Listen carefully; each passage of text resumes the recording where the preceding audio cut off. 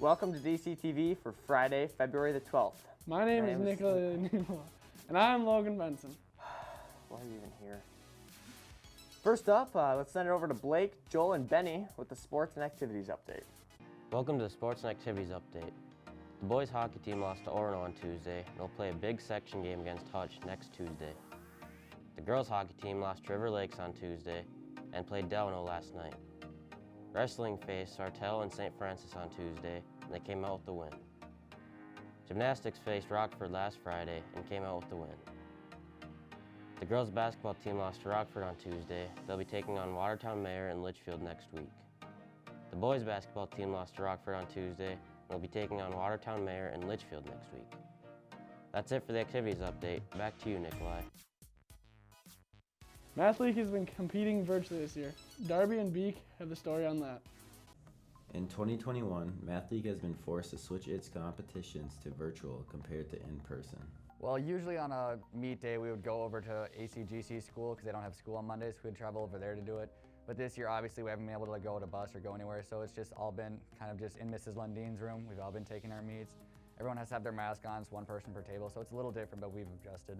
Despite COVID and new guidelines, the DC Math League has been doing pretty well this season. The season so far has been going pretty well for us. We're like second or third, I think, in the division. It's been a little interesting with all this COVID stuff, but overall, I think it's gone pretty well. They've still been able to get in the same amount of competitions as they have in the previous years. It is as much as we normally have. We have 5 events again this season, which is like all the other years. But then again, it's just different because it's like virtual, so we haven't been able to do like everything we usually do. But it's been the same. The next potential stop for Math League competitors is state, if they make it. We had our 5 events. Now we're just waiting for like our final results to see like if anyone made it to state or placed high enough and see how the final standings ended up. Now we're going to send it over to Caleb with the history of Valentine's Day. Valentine's Day started in 496 AD on February 14th in honor of Saint Valentine, who died on the same day in 269 AD. Valentine's Day was influenced by the Roman holiday Lupercalia, a festival that celebrates the upcoming springtime.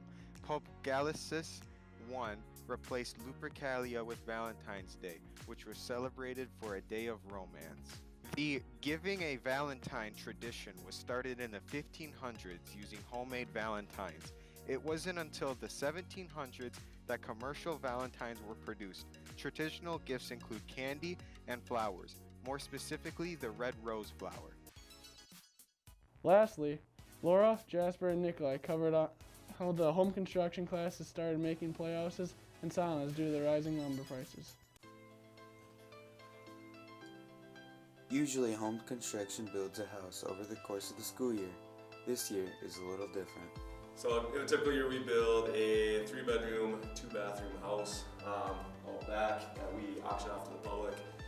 This year we decided not to because of the pandemic and the unknowns of the pandemic. We wanted to know why the class made playhouses this year.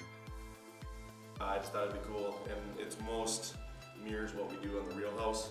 So the framing of a playhouse is the same as the framing on a real house. It's just on a smaller scale, so we still framed out windows and doors like we would, still built the roof, still sided, still did a lot of things we would have done, so it's still giving the students the same skills as if they were in the real class where we built the house. Levno and his class are building a sauna this trimester. We asked him why. Because I thought it'd be cool, and I also think there's a market for it in this community. Most people, or a lot of people, know what a sauna is. A lot of people have interest in one, so I built something that I thought would people in the community would be interested in. We're going to auction that off too.